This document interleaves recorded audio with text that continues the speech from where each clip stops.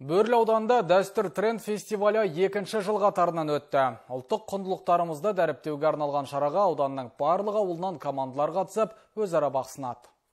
Ішкі саясат бөлімінің қолдауымен мәдениет және тілдерді дамыту, дене шынықтыру және спорт бөлімдерінің ұйымдастыруымен Бөрлі ауылында дәстүр тренд фестивалі өткізілді. Ұлттық салт дәстүрімізді, рухани қазынамызды дәріптеуге бағытталған шара екі кезеңнен тұрды. Әр ауылдан жасақталған команда құрамында аталар мен әжелер, боз балалар мен бойжеткендер болды. Бірінші кезеңде қатысушылар бата беру, қара өлең, бесік жырын айту, табақ тарту, нан илеу, ет асу, құрт жасау және ат ерттеуден өнерлерін ортаға салды.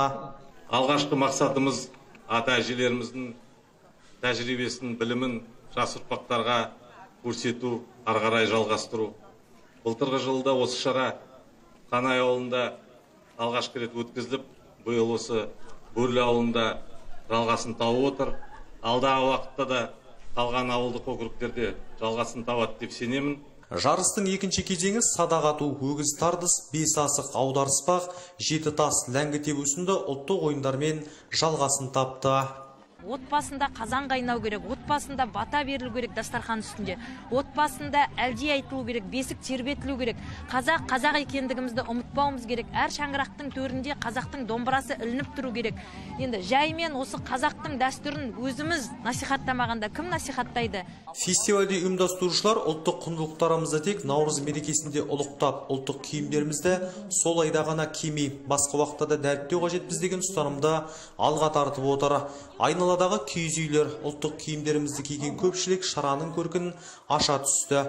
Бұндай фестивальдің әр қазақстандық үшін, әсіресе жастар үшін маңызы жоғары. Әжелеріміз бізге өздерінің баталарын беріп жатыр. Боз бала мен бойжеткендер түрлі қазақтың ойындарына қатысып жатыр. Ол ойындардың ішінде жеті қазына, алдараспан, ләңгі тебу, асық ойнау деген қызықты ұлттық ойындарымыз өтіп жатыр. Және де жеңгелеріміз бізге өзінің дәмді тағамдарын дайындап жатыр. Жарыс қорытындысы бойынша барлық жеңімпаздар мен жүлдегерлерге дипломдар және де бағалы сыйлықтар табысталды.